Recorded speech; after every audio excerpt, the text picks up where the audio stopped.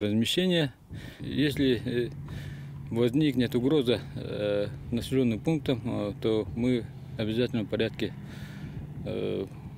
будем привлечены. В данное время проводятся профилактические мероприятия в эвакуационных пунктах по правилам пожарной безопасности.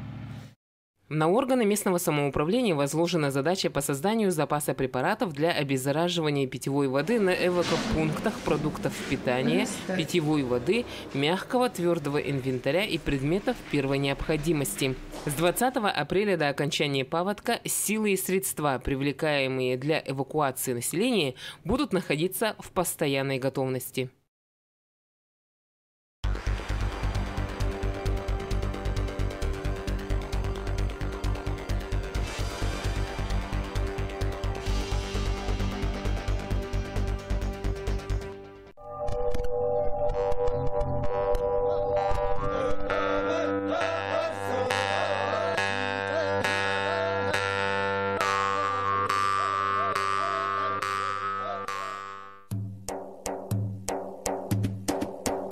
Я не армянин по нации, я езжу по нации. Как бы нет, это же я представляю Республику Саха-Якутия как-никак. Вот наша стройка, мы строим нефтобазу. Ездили по континенту к солнцу 3 раза в день, утром, днем и вечером. Наша кафедра, где я работал также достаточно долго. Езды наотрез отказались принять новую религию. Мы сохранили свою. Какой должна быть девушка молодого чемпиона ИЗИДа? Это как бы не от меня зависит, это от моих старших. Танцы наши, круговой танец, мы правый плечи вперед идем, а якуты наоборот, левый плечи вперед идем.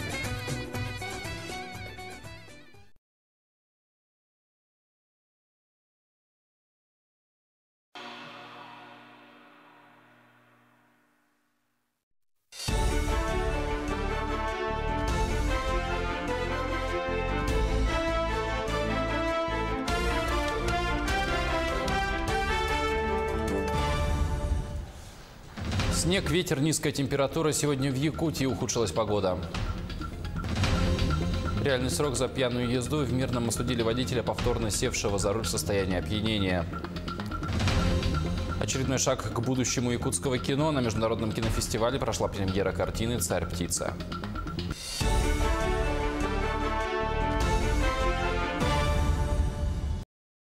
Передач. Свет уходил на несколько минут, но ремонтно-восстановительные работы провели своевременно, и электричество было в кратчайшие сроки восстановлено. И, как сообщили нам в управлении образования района, всех детей и их родителей оповестили об объявленном в районе штурмовом предупреждении, но занятия в школах не отменены, школьникам сейчас как никогда нельзя пропускать занятия. Между тем, энергетики успешно восстановили энергоснабжение Ленска. Электричество поступает в полном объеме до всех потребителей. Ранее из-за шквалистого ветра произошло аварийное отключение электроснабжения.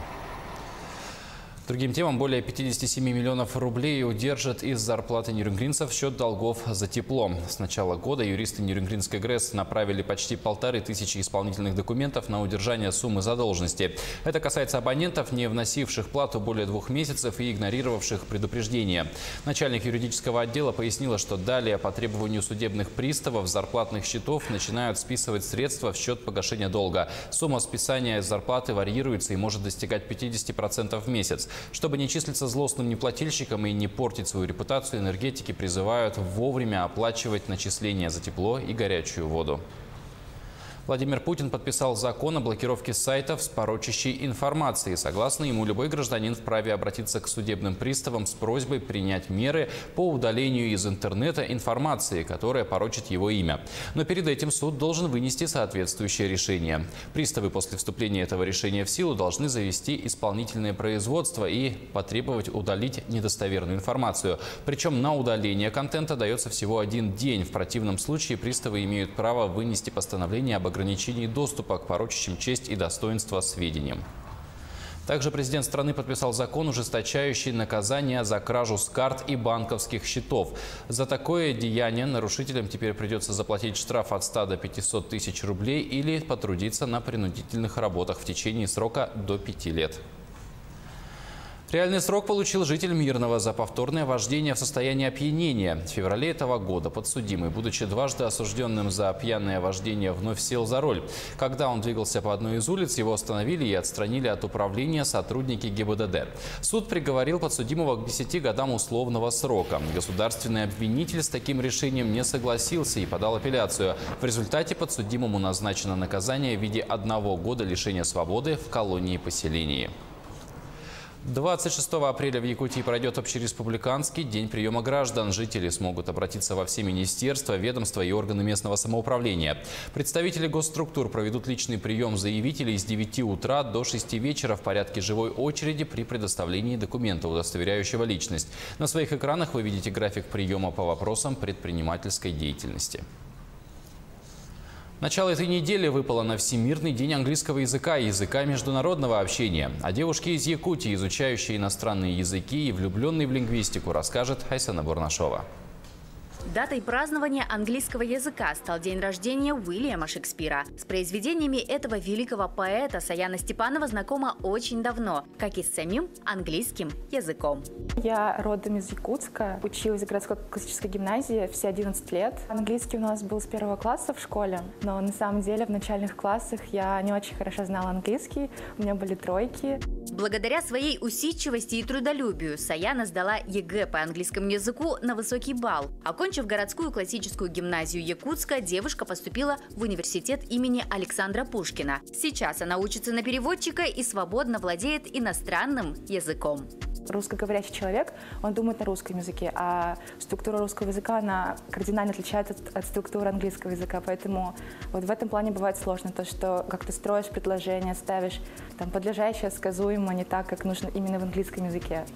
Согласно лингвистической гипотезе Сапира-Уорфа, язык влияет на мышление человека. Изучая иностранные языки вместе со структурой, грамматикой и пунктуацией, люди также открывают для себя и новые возможности. Благодаря своим знаниям Саяна этим летом будет участвовать на чемпионате мира по футболу, который пройдет